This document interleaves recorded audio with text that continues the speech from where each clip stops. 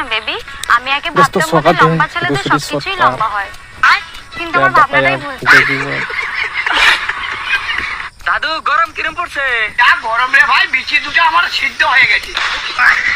দাদু না খতরনাক দাদু।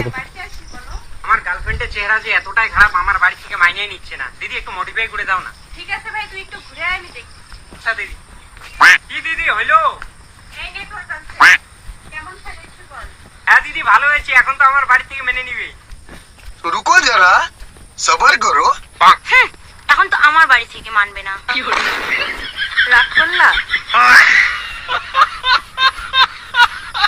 কি খবর, মুখটা এরকম কেন? জল খাও তারপর বলছি।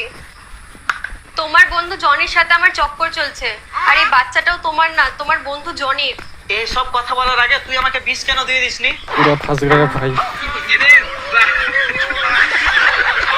ও তোর ফোনটা একটু দে তো। সবসময় ঘুরতে এসে আমার ফোন চেক করা, এই স্বভাবটা অন্তত পাল্টা পায় না। দেখ কি সুন্দর হাওয়া দিচ্ছে, ওই দেখ ঘুরে উঠছে। দে না।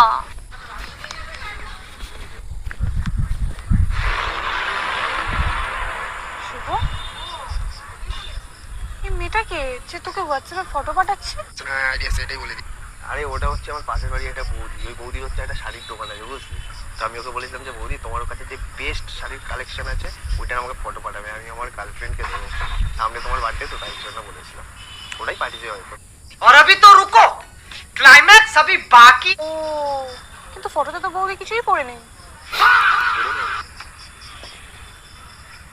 তাহলে হয়তো শাড়িটা বিক্রি হয়ে গেছে, বুঝলি? दोस्तों अगर ऐसा वीडियो देखना चाहते हैं तो लाइक सब्सक्राइब करके रखना।